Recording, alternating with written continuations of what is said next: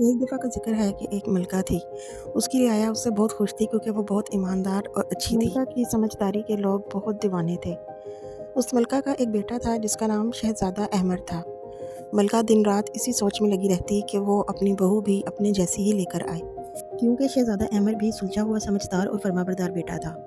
ملکہ نے ایک ترکیب سوچی۔ اس نے اپنا بھیس بدلا اور سبزی اور پھل کا ایک تھیلا لے کر اپنی رعایا میں نکل کھڑی ہوئی۔ وہ گلی گلی جاتی اور آواز لگاتی کہ کوڑے کے بدلے میں پھل اور سبزی لے لو۔ ملکہ کی آواز کا لگانا تھا کہ لوگوں نے اپنے گھروں کے کونے خدرے تک سے جتنا کوڑا نکل سکتا تھا نکالا اور اس کوڑے کے بدلے میں ملکہ سے پھل اور سبزی خرید لیے۔ رعایا کی تمام عورتوں نے اپنے گھروں کے کونے کونے صاف کر لیے تاکہ انہیں پھل اور سبزی زیادہ سے زیادہ مل سکے۔ ملکہ کا روز کا یہی معمول تھا۔ وہ سبزی اور پھل سے بھرا ٹھیلا لے کر آتی اور کوڑے سے بھرا ٹھیلا واپس لے جاتی۔ ملکہ کی تلاش ابھی بھی ختم نہیں ہوئی تھی، مگر اس کا فائدہ یہ ہوا کہ لوگوں کے گھروں سے کوڑا کرکٹ ختم ہو گیا۔ آخرکار وہ دن بھی آ گیا جس مقصد کے لیے ملکہ نے یہ سب کچھ کیا تھا۔ ایک دن ایک لڑکی نے ملکہ کو چٹکی بھر کوڑا دیا۔ ملکہ بہت حیران ہوئی اور اس نے اس لڑکی سے پوچھا کہ کیا تمہارے گھر بس اتنا ہی کوڑا ہے؟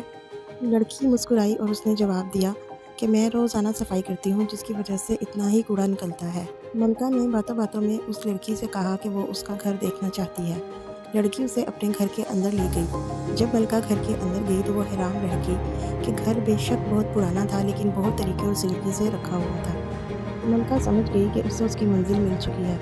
اس نے لڑکے کا نام پوچھا تو اس نے بتایا کہ میرا نام امرین ہے۔ بس پھر ملکہ نے امرین کو بتایا کہ وہ اس کے جیسی گھریلو طور طریقے والی سلجھی ہوئی اور سمجھدار بہو کی تلاش میں تھی۔